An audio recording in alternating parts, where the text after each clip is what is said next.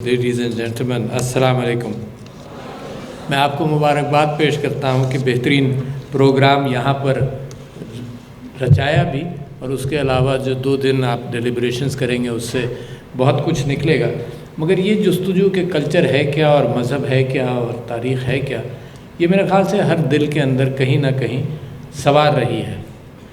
جب میں چھوٹا تھا تو سب سے بڑا ایک کیفیت پاکستان کے اندر نظر آتی تھی، وہ یہ کہ مسلمانان ہندوستان اپنی تاریخ کے اعتبار سے پہلے یہ کہتے رہے کہ جی ہمارا کلچر اور ہندوؤں کا کلچر ایک ہے۔ اچھا، یہ میں مذہب کے اعتبار سے بالکل بات نہیں کر رہا ہوں، تو ایک ہے، اور یہ جستجو رہی 1857 کے بعد بھی کہ ایک یونائٹڈ انڈیا وہاں سے نکلے گا۔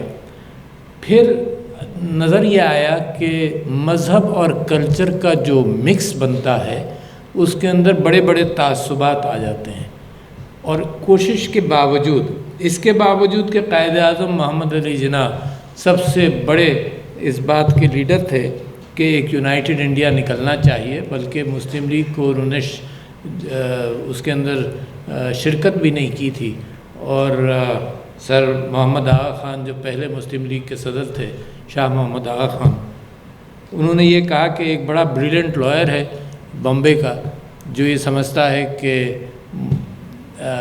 یونائٹڈ ایک انڈیا قائم رہے گا۔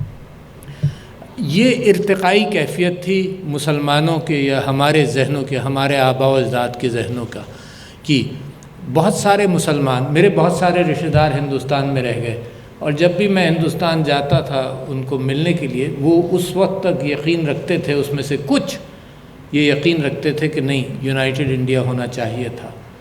مگر جس انداز سے تاریخ چلی ہے وہ آپ نے خود دیکھا، یہ جو 2 نیشن تھیوری تھی، اس کے لیے لوگوں کے خیالات بدلنے پڑے، اس لیے علامہ اقبال جیسے شاعر کی ضرورت پڑی جس نے دلوں میں یہ بات ڈالی کہ تمہاری تاریخ بالکل مختلف ہے، تمہارا مذہب بھی مختلف ہے، تمہارا رہن سہن مختلف ہے، تم جس طرح سے جس طرح سے شادیاں کرتے ہو، بات کرنا تو شاید اکٹھا ہو، جس طرح سے شادیاں کرتے ہو، جو تمہارے اصول ہیں، جو تمہارے طریقہ کار ہیں، وہ بالکل مختلف ہیں۔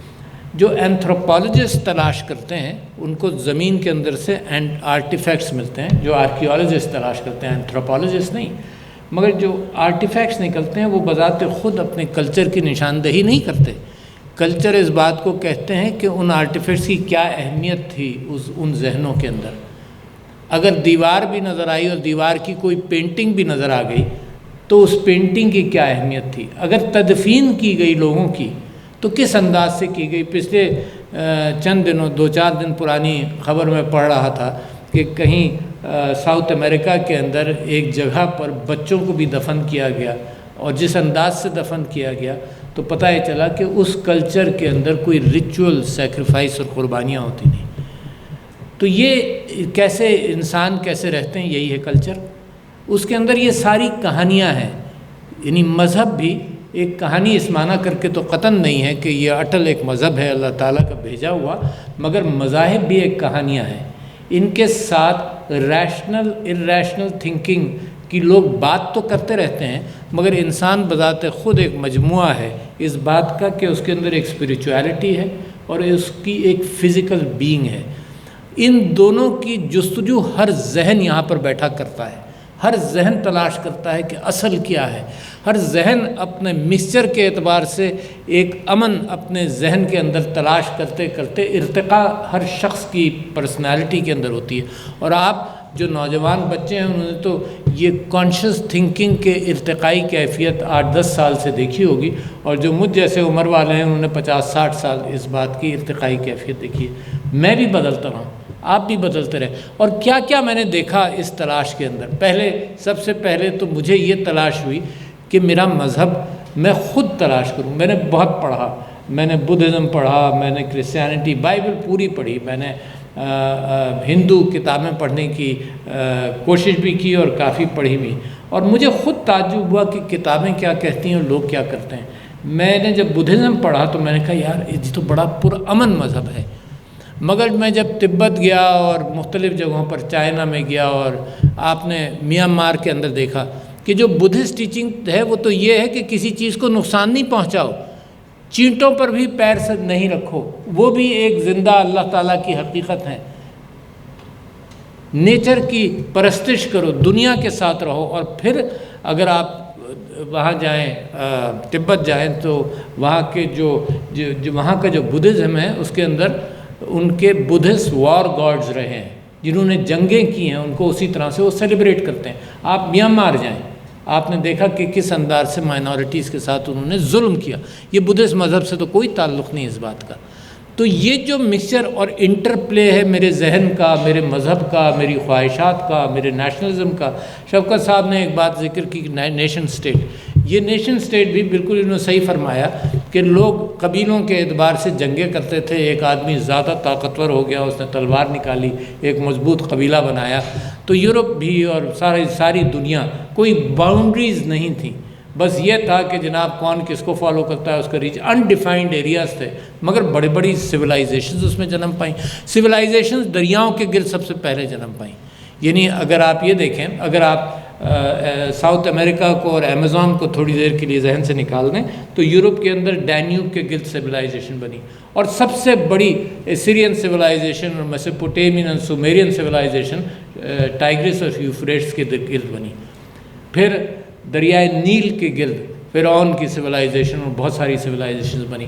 اور پاکستان تو ایسا خوش قسمت سویلائزیشن ہے کہ یہاں دریائے سندھ کے گرد 5 دریاؤں کے گرد سویلائزیشن بنی، اس میں دریائے سندھ، اگر ایمیزون کو چھوڑ دیں تو 6 ہو جاتے ہیں۔ اچھا، کیوں دریاؤں کے گرد سویلائزیشن کلچر وہیں بنا؟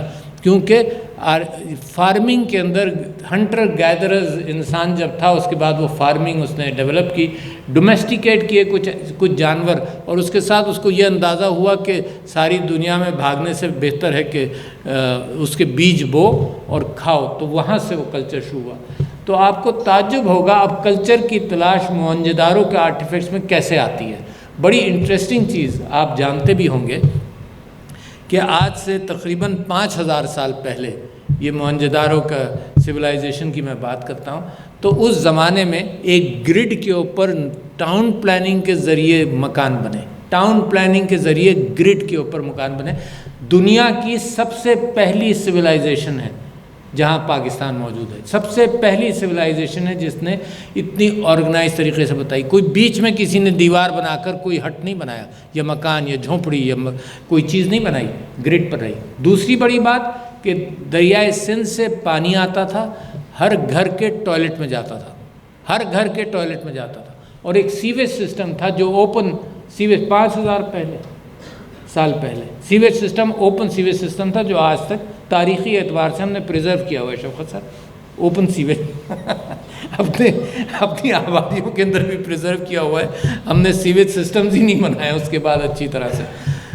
اچھا، تو پھر اس کی ایک خصوصیت ہے جو اس کی وجہ سے میں نے موہنجو کا آپ سے ذکر کیا، کہ وہاں سارے آرٹیفیکٹس کے اندر کوئی ہتھیار نہیں تھا، کوئی تیر، کوئی کمان، کوئی ایسی چیز، کوئی پتھر جو لڑائی کے لیے استعمال ہوتا ہو، سارے آرٹیفیکٹس نکل گئے۔ اور اب تو 100 سال ہو گئے تقریباً موہنجو سے نکلے ہوئے، تو بڑی پرامن سویلائزیشن تھی۔ مطلب ان آرٹیفیکٹس سے اینتھروپولوجسٹ یہ تلاش کرتا ہے کہ وہ سوسائٹی رہتی کیسے تھی، ان کے طریقہ کار کیا تھے، ان کا کوئی بزرگ تھا، کسی کی پوجا پاٹ کرتے تھے۔ مگر سب سے بڑی چیز جو موہنجو، تو فخر کیجئے اپنے ملک کے اوپر، سب سے بڑی چیز جو موہنجو سے نکلی کہ بالکل پیسفل لوگ تھے۔ آہستہ آہستہ خود ہی ختم ہو گیا، کوئی جنگ نہیں ہوئی، کسی نے دھاوا نہیں بولا، کسی نے اس کو تباہ نہیں کیا، اور خود ختم ہو گیا۔ تو اس کی تلاش رہی کہ کیوں ختم ہو گیا، کیونکہ وہ سویلائزیشن پانی کے ساتھ بنی تھی، دریا کے ساتھ بنی تھی۔ تو جیسے دریائے سندھ نے اپنا رخ بدلا، کم سے کم وہ موہنجو اور ہڑپا کی سویلائزیشن جو ہے وہ بدل گئی، چلی گئی، وہاں سے ختم ہو گئی۔ اس کے بعد پاکستان کے اندر سب سے پرانا شہر، آپ نے نام سنا بھی ہوگا، مگر تلاش کیجئے، بڑے اچھے میوزیمز پاکستان کے اندر اب بنے۔ میں پاکستان آرمی میوزیم لاہور میں آپ کو انکریج کرتا ہوں کہ جائیں۔ پاکستان کی تاریخ کے اعتبار سے نیشنل میوزیم پاکستان مونیومنٹ کے ساتھ ہے، وہاں جائیں تو آپ کو پاکستان کی تاریخ کے اعتبار سے آپ کو فخر ہوگا کہ کئی خیال سے 15-20 شہر پاکستان کے اندر ایسے ہیں جو ہزاروں سال پرانے بھی ہیں۔ تو آپ کا ایک کلچر، آپ کی ایک سویلائزیشن، لوگ فخر کرتے ہیں اس بات کے اوپر۔ ایک فرینچ آتھر ہے، پچھلے دنوں جب ہندوستان کے اندر میں نے یہ دیکھنا شروع کیا اور پڑھنا شروع کیا کہ وہ کر کیا رہے ہیں، تو جو مودی کی سرکار ہے اس نے، اور یہ ایکسٹریم کیفیت جو گولکار اور یہ سب کچھ جو پچھلے 100 سال 150 سال کے اندر جنہوں نے مسلمانوں کے خلاف نفرت بوئی ہے، RSS وغیرہ، انہوں نے اب ہندوستان کے اندر یہ کیا کہ مسلمانوں کی تاریخ کو مسخ کرنا شروع کیا، بدلنا شروع کیا، اورنگزیب کو ایک ظالم حکمران کے طور پر پیش کیا۔ شاید اکبر سے وہ ابھی تک خوش ہیں کہ کیونکہ اس نے دین الہی بنایا، مگر اب وہ کر یہ رہے ہیں کہ تاریخ اپنی بدل رہے ہیں، جو اصل تاریخ ہے اس سے ہٹ رہے ہیں۔ کیوں؟ ایک فرینچ آتھر ہے، مجھے ابھی اس کا نام یاد نہیں آ رہا تھا، بیٹھا ہوا سوچ رہا تھا میں، ایک فرینچ آتھر ہے، اس نے کہا کہ اگر کسی کلچر کو اور لوگوں کو ختم کرنا ہوتا ہے تو پہلے ان کی تاریخ مٹاؤ، ان کی کہانیاں مسخ کرو، ان کی میموری جو ہے، کیونکہ ایک کلچر میموری سے بھی چلتا ہے، بہت ساری چیزیں میموری میں ہوتی ہیں، ان کی میموری ختم کرو، پھر نئی کتابیں لکھو، پھر نئی تاریخ لکھو، نئی میموری بناؤ۔ تو ہندوستان کے اندر اس وقت یہ کیفیت ہو رہی ہے اور ایک فرکشن جیسی چیز نکل رہی ہے۔ یعنی آپ تصور نہیں کر سکتے کہ پاکستان کے اندر کبھی بھی تاریخ میں کہ اگر ہماری ٹیم کے اندر بڑے اچھے ہندو پلیئرز آئے، کرسچن پلیئرز آئے، مگر کبھی یہ کیفیت نہیں ہوئی جو اب آپ کو نظر آنے لگی۔ تو یہ لیڈرشپ چاہے اتنی آگے نہ جائے، لیڈرشپ اشارہ کرتی ہے لوگوں کو کلچر بدلنے کے لیے، اور وہ فرکشن پیدا ہوتا ہے۔ تو ہمارے کلچر کے اندر اور مذہب کے اندر تو ایک بڑی خوبصورت چیز رہی جس کی مجھے اور آپ کو بھی تلاش رہی، ایک ہے شریعت۔ مذہب کے حوالے سے شریعت ہے قانون اسلام۔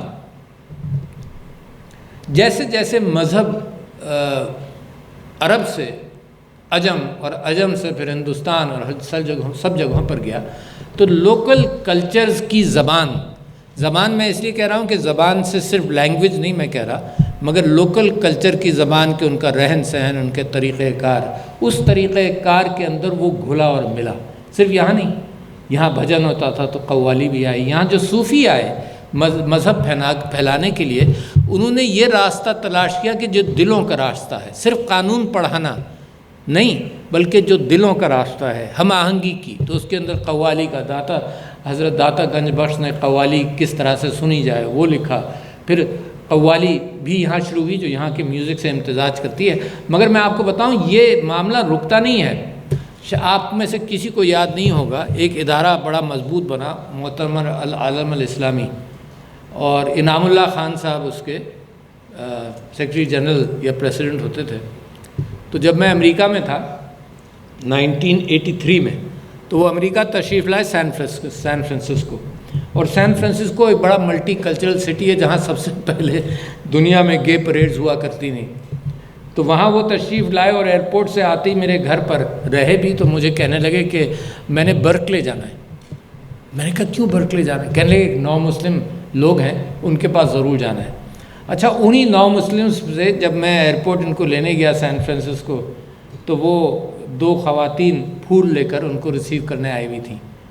تو وہ کہنے لگے کہ ڈائریکٹ جانا، ابھی تو 1.5 گھنٹہ ہے ان کی فنکشن میں، ہم تمہارے یہاں رکتے جائیں گے، چائے پیتے جائیں گے۔ تو میرے یہاں چائے پی کر جب ہم وہاں پہنچے تو وہاں 9 مسلم تھے اور ایک صوفی پاکستان سے گئے ہوئے ایک صوفی بزرگ تھے، پنجاب سے ان کا تعلق تھا، اور اس میں سب سے پہلے ایک بڑا سا حلقہ بنا اور انہوں نے ورد شروع کیا اللہ کا۔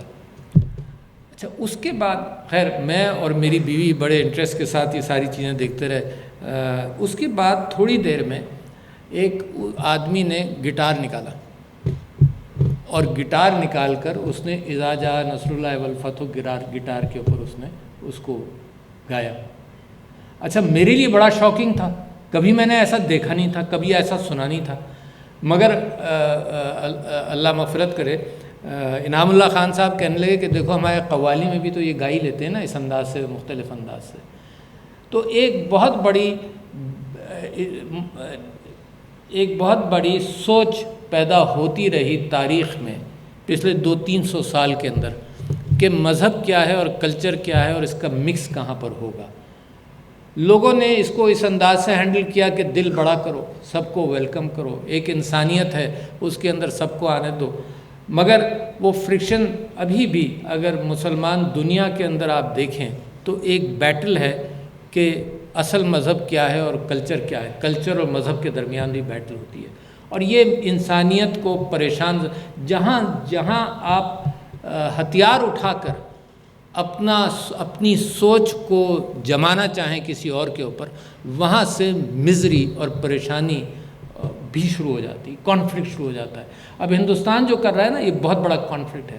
میں آپ کو پریڈکٹ کر رہا ہوں کہ یہ واپسی دیر سے ہوتی ہے۔ جو ایک مرتبہ یہ ذہنوں کے اندر یہ تعصبات بٹھا دیے جائیں کہ تم اس سے یوں الگ ہو، یہ ماشاءاللہ اتنا خوبصورت کیفیت جو پاکستان کے اندر اب پیدا ہوتی رہی ہے، یہ تاریخ تو میری اور شفقت صاحب کی کم سے کم اور ڈاکٹر صاحب کی دیکھی بھی ہے۔ یہ تاریخ کیا ہے کہ ہمیں صوبائی اعتبار سے تعصبات میں ڈالا جاتا تھا۔ جو مشرقی پاکستان کے ساتھ ہوا اس کی بھی ایک اوریجن ہے، تو پاکستان ایک سیکھا ہوا ملک ہے، اس کی اوریجن کیا ہے؟ جب میں کتابیں مختلف پڑھتا رہتا ہوں، پچھلے دنوں کسی نے وہاں سے بنگال سے بھی ایک پیٹیشن بھیجی، کوئی صاحب ڈسمس ہوئے تھے جن کا بنگال سے تعلق تھا، سی ایس پی آفیسر تھے، تو ان کی بیوی ڈسمس ہوئے تھے جب شاید یحییٰ صاحب نے یا بھٹو صاحب نے 303 افسران کو نکالا تھا، تو اس کے اندر بھی میں پڑھ رہا تھا کہ کیا کس انداز سے کیفیت ہوئی، تو تعصبات ابھارے گئے، زبان کے اعتبار سے تعصبات ابھرے، اس بات کا امکان ہوا کہ یہاں کے لوگوں نے سوچا کہ پیرٹی ہونی چاہیے دونوں صوبوں کے اندر۔ تو یہ جو انسان ہے نا، یہ بہت ساری چیزوں کا مکسچر ہے، یہ سارے اصول ہیں، یہ سارے معاشرت ہے۔ اپنے بچوں کو میں یعنی درگزر کرتا ہوں 1500 باتیں، پڑوس کے بچوں کو میں نہیں درگزر کرتا، تو یہ ذہن ایک ارتقائی کیفیت میں چلتا رہتا ہے۔ تو وہ جب مشرقی پاکستان الگ ہو گیا تو میری فوج نے ایک بہت بڑا کام کیا۔ یہ الزام فوج کے اوپر تھا کہ پرانا چل رہا تھا کہ جی قد کے اعتبار سے لیتے ہیں یا اس اعتبار سے یا بلڈ کے اعتبار سے لیتے ہیں، انہوں نے اہتمام کیا، انہوں نے اپنے، جیسے ڈاکٹر صاحب فرما رہے تھے ابھی مجھے بتا رہے تھے کہ قائد اعظم یونیورسٹی میں پروونشل کوٹا سسٹم ہے، تو فوج نے اس بات کو امپلیمنٹ کیا تاکہ یہ لوگوں کو احساس نہ ہو کہ صرف پنجاب کی فوج ہے، مثال کے طور پر۔ تو یہ جو یکجہتی کی جستجو ہے، یہ جب ہم سارے کلچرز کو اپریشیٹ کرتے رہیں۔ ایک وہاں سے ہندوستان سے جو طبقہ آیا جو مہاجرین اپنے آپ کو کہتا رہا، ان کے ذہن میں یہ غلط فہمی تھی کہ کوئی کلچر دوسرے کلچر سے بہتر ہے۔ کوئی کلچر دوسرے کلچر سے بہتر نہیں ہوتا، جس میں اندر سے جس خطے کے لوگ جس کلچر سے محبت کرتے ہیں، وہ محبت ہم شیئر کرتے ہیں ایک دوسرے کے ساتھ۔ دیر از نو کمپیریزن، کوئی ترازو نہیں ہے جس کے اندر وزن کیا جائے کہ یار یہاں شاعر زیادہ پیدا ہوئے، فلانی جگہ یہ کم ہوا، فلانی جگہ دوسرا ہوا۔ بڑا پرامن مذہب کلچر پاکستان کا ہے۔ میں آپ سے یہ کہنا چاہتا ہوں کہ سب سے پہلے کلچر کا لفظ جو ہے وہ ایک اینتھروپالوجسٹ تھا، شاید ایڈورڈ نام تھا، پورا نام مجھے یاد نہیں، اس نے پریمیٹیو کلچر کے نام سے ایک کتاب لکھی 1850 وغیرہ کے اندر۔ جب سے اس کلچر کی سمجھ بوجھ ہمارے یہاں ہونے لگی، مگر میں آپ سے گزارش کرتا ہوں کہ جو ہم نے حاصل کر لیا، ایک پاکستان خطے کے حوالے سے کبھی پہلے نہیں تھا، 1947 سے پہلے نہیں تھا۔ ہم نے سب کلچرز کے ساتھ ایک خوبصورت امتزاج پیدا کیا ہے، جس کے اندر سندھ کا کلچر ہے، پنجاب کا کلچر ہے، بلوچستان کا ہے، کشمیر کا بھی ماشاءاللہ یہاں پر کچھ عکاسی ہوئی، گلگت بلتستان کا ہے، آزاد کشمیر کا بھی میں نے ذکر کیا، اور آکوپائڈ کشمیر کا بھی کلچر ہے، بلوچستان کا کلچر ہے، خیبر پختونخوا کا، اور پھر سب کلچرز ہیں۔ اچھا، پہلے سب کلچرز بہت زیادہ ہوتے تھے کیونکہ مینز آف کمیونیکیشن کم تھا، تو یہ ہوتا تھا کہ میرے والدین یہ کہتے تھے کہ لکھنؤ اور دلی کے درمیان ایک جگہ پر، اور بڑا سیریس ایشو ہوتا تھا کہ بھائی چاول بھی پکے ہیں اور سالن بھی ہے، تو دلی کے لوگ ہمیشہ یہ کہتے تھے، اور میرے گھر کے اندر بھی ہوتا رہا، دلی کے لوگ کہتے تھے بھائی ہم لوگ تو چاول پہلے کھاتے ہیں، اور لکھنؤ کے لوگ کہتے تھے کہ ہم تو سالن پہلے کھاتے ہیں اور روٹی پہلے کھاتے ہیں. تو یہ چھوٹے چھوٹے کلچرل ڈفرینسز جو سب کلچرز کے اندر تھے، یہ کمیونیکیشن کم ہونے کے حوالے سے ایک گاؤں کا کچھ طریقہ تھا، ایک گاؤں کا کچھ. اب بڑھتے بڑھتے ایک نیشنل کلچر پاکستان کا پرامن، بہت ضروری ہے پرامن کی بات کروں، ایک دوسرے کی ٹالرنس کے ساتھ، بہت ضروری ہے، کیونکہ دنیا کے اندر اس وقت کلچرلی آپ کو ڈیوائیڈ کرنے کی دو کوششیں بہت بڑی ہیں، جن کو میں اپنی گفتگو ختم کرنے کے ساتھ ساتھ آپ کو بتاؤں گا.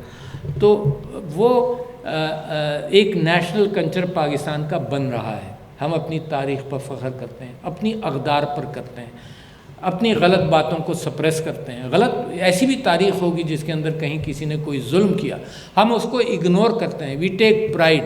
ہم ایک اسلام کی تاریخ میں فخر کرنا چاہتے ہیں، کیونکہ اسلام کے اصول، میرا اور آپ کا ایمان ہے کہ اسلام کے اصول ہمارے اقدار کو اور ہمارے خاندان کو اور ہمارے سوشل اینڈ پولیٹیکل فیبرک کو اینکر کرے گا. اس کے اندر بھی فریکشن ہونے لگتا ہے، بھئی اس کو مت اینکر کرو، یہ بات نہیں ہے، یہ بات نہیں ہے. میں یہ کہتا ہوں کہ اس کے اندر ہمیشہ ہم ٹالرنس کو فروغ دیں.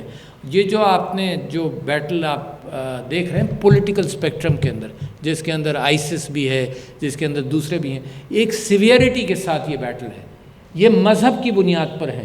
اب پریشانی یہ ہے کہ یہ مسلمانوں کے اندر بھی بڑی سخت تفریق ایک ایکسٹریمزم کے ساتھ پیدا کر رہے ہیں. تو یہ یعنی جب کلچر کی بات کریں تو یہ دیکھتے رہیے گا کہ کلچر پر سیاسی حملہ ہوتا ہے، جیسے انڈیا میں ہو رہا ہے. مذہب کا بھی حملہ ہو جاتا ہے اور کلچر کا بھی ریورس حملہ بھی ہو جاتا ہے، جب ایک سب نیشنل آئیڈینٹی کو ابھار کر ایک کانفلکٹ سچویشن پیدا کی جائے. مجھے یاد ہے کہ سندھ کے اندر ایک سندھو دیش کی کیفیت پیدا ہوئی. مجھے یاد ہے کہ کچھ طبقات جو اردو بولنے والے تھے ان کے ہاں یہ بھی بات پیدا ہوئی کہ اس کو ہم سنگاپور کی طرح کی اسٹیٹ بنا دیں. تو یہ کلچر سے بڑھ کر پھر یہ پالیٹکس کے اندر بھی یہ انتشار کی کیفیت پیدا ہوتی ہے. اور اس وقت دنیا کے اندر ایک بڑا کلچر بن رہا ہے. میں آپ سے یہ کہہ رہا ہوں، سوشل میڈیا یعنی سارے کلچرز کو کراس کر رہا ہے. کمیونیکیشن جتنی بڑھ گئی تو ون کلچر تو خیر نہیں بنے گا، مگر کلچرل کیفیت اکٹھا ہوتی جا رہی. اور پریشانی کیا ہے؟ پریشانی یہ ہے کہ میرے اور آپ کے اذہان کو، یا صرف ہم اپنی بات نہیں کریں، دنیا پریشان ہے. اس کے اندر فیک نیوز کے ذریعے، غیبت کے ذریعے انتشار پھیلایا جائے. آج کی خبر ہے کہ یہ کہا جا رہا ہے کہ امریکہ کے اندر سیاسی اعتبار سے ایک حملے ہوئے ہیں، جو کوئی رشینز ہیں، تنظیمیں ہیں جو وہاں کا ڈیٹا نکالنے کے لیے مسلسل حملے کیے جا رہے ہیں. تو آج کل کی سائبر وار کے اندر فیک نیوز بہت تیزی سے چلتی ہے. میں نے پارلیمنٹ کی تقریر میں کہا تھا کہ دیکھو فیک نیوز قوموں کو تباہ کرتی ہے. اللہ تعالیٰ کا قرآن کے اندر یہ آیت ہے کہ فاسق کی خبر پر یقین کر کے اس بات کا امکان ہے، مجھے پوری ایگزیکٹ ٹرانسلیشن نہیں بتا رہا، اس بات کا امکان ہے کہ قومیں آپس میں لڑیں اور پھر بعد میں پچھتائیں. تو میں نے مثال دی تھی پارلیمنٹ کے اندر کہ عراق بہترین مثال ہے. Fake news weapons of mass destruction کی بنیاد پر قومیں تباہ ہوئیں اور آج پچھتا بھی رہی ہیں. جو افغانستان کے اندر کیا 2.3 ٹریلین ڈالرز ڈال کر، جھونک کر، تباہ کر کر، اب بھی پاکستان کو ذمہ دار ٹھہرایا جاتا ہے، جبکہ بیسک اینٹ جو ہے وہی غلط رکھی گئی ہے. They should not have been there. تو میں سمجھتا یہ ہوں کہ آپ کے ذہنوں کے اندر جیسے جیسے ان چیزوں کی سوچ ڈیولپ ہوگی، اور میرے بھائی باہر ڈاکٹر صاحب یہ کہہ رہے تھے کہ 200 کتابیں ہم نے پبلش کی ہیں، اور مجھے دیکھتے ہی یہ افسوس ہوا کہ میری زندگی کے اندر اتنی چھوٹی رہ گئی ہے، اور کوئی پتہ نہیں کل تک ہو یا آج ہی ہو، اتنی چھوٹی رہ گئی ہے کہ اتنا علم دنیا کے اندر ہے جس تک میں پہنچ ہی نہیں سکتا. سوچ بھی، میرے پاس ٹائم ہی نہیں ہے، نہ آپ کے پاس. علم بہت بڑھ گیا، مگر یہ جو علم کی جستجو ہے، یہ جو علم کی تلاش ہے، یہ جتنی آپ ابھاریں اپنے آپ. دیکھیں، ضروری نہیں ہے کتاب پڑھیں. کتاب از دا پیکیجنگ آف انفارمیشن. وہ پیکیجز بدل گئے، انٹرنیٹ پر مل جائے گا آپ کو انفارمیشن. تو کتاب is a regularized form of a package of knowledge. میری امید یہ ہے کہ پاکستان کا ایک خوبصورت مذہب، اور پاکستان کا ایک خوبصورت مذہب تو کامن ہے انٹرنیشنل، مگر ایک خوبصورت کلچر اور امتزاج اور گڈ تھنکنگ جو آپ سے میں امید کرتا ہوں، یہ کہ آپ اپنی زندگی میں، یہ مشکل ہوتا جا رہا ہے کہ اصل خبر اور جھوٹی خبر کو کیسے الگ کریں. اصل اور جھوٹے کو. اچھا اتنا یلغار ہے خبروں کا واٹس ایپ پر ہی کہ جتنا یلغار پہلے نہیں ہوتا تھا. میں آپ کو بتاتا ہوں کتنا مشکل ہو گیا. جب میرا بچپن تھا تو ٹی وی نہیں تھا، اخبار تھا، ایک اخبار، اور اخبار کے اندر ایک ذمہ داری کی کیفیت ہوتی ہے. 50 خبریں ہوتی ہوں گی زیادہ سے زیادہ. اس کو تولنا کہ کیا سچ ہے کیا غلط ہے، تو اخباروں کے اوپر ایک ریلائبلٹی تھی. پھر ٹی وی آ گیا، مگر ایک ٹی وی تھا تو بھی کسی کو بھروسہ تھا کہ اس پاکستان ٹیلی ویژن کے اوپر کہ خبریں صحیح کرے گا. پھر ٹیلی ویژن بڑھ گئے، پھر آج آپ چاہیں تو 2000 چینلز 5000 چینلز دے سکتے ہیں. پھر آج آپ سوشل میڈیا آپ کا بڑھ گیا. تو آپ کی زندگی کے اندر یہ جو یلغار ہے جھوٹ سچ کا مکس، اس کے لیے آپ اپنے اصول متعین کریں اپنے ذہنوں کے اندر. آپ کو وزن کرنا پڑے گا، ورنہ آپس میں گھروں میں لڑائی ہوتی ہے. یہ غیبت جو ہے نا وہ یہی ہے کہ آؤٹ آف کانٹیکسٹ یہاں سے نکال کر وہاں سنا دیا. اور یہ واٹس ایپ کے اندر یہ غیبت ہم مسلسل کر رہے ہیں. It creates friction. گھروں کے اندر فرکشن ہوتا ہے. تو باقی نیشن سٹیٹ کی بات میں ہے، گروہوں کی اور مائنورٹیز کی اور ان سب کی بات میں ہے. یہ تو گروہ اپنے گھروں کے اندر. یہ انڈیا کے اندر الیکشنز ہوئے، جو پچھلے الیکشنز ہوئے، تو ایسٹیمیشن یہ تھا کہ 70% سوشل نیوز واز فیک. قومیں لڑ جاتی ہیں. ابھی بھی یہی کیفیت ہوتی ہے. پاکستان میں بھی کریٹ کی جا سکتی ہے. تو میں آپ سے گزارش ہی کرتا ہوں کہ اپنے ذہنوں کے اعتبار سے ایک تو علم کی تلاش جاری رکھو. the more you read, whatever packaging you evolve in, the more you read, the better it would be. دوسرے، غیبت کے حوالے سے محتاط رہو کہ خراب کرتی ہیں. اور تیسرے، فیک نیوز. ان چیزوں کا بھی آپ مقابلہ کریں. اور مجھے فخر ہے پاکستان کے اوپر کہ صحیح راستے پر جا رہا ہے. اور یہ آپ سب لوگوں کی سوچ ہے جس سے مل کر ہم نے دنیا کے اندر مثالیں قائم کر دیں. کووڈ کی مثال قائم کی، مہاجرین افغان 40 لاکھ کو 40 سال سے پناہ دی ہوئی وہ قائم کی. ہمارے ہاں کوئی زلزلہ آ جائے، کوئی سیلاب آ جائے تو مخیر ہم کتنے ہیں ماشاءاللہ. تو میں سمجھتا ہوں کہ ہم اتنی ساری مثالیں قائم کر چکے ہیں کہ یہ ایک ابھرتی ہوئی قوم ہے جس کی یہ ساری خوبصورتیاں ہیں جس کو آپ نے پھر اجاگر کیا. بہت شکریہ خواتین و حضرات.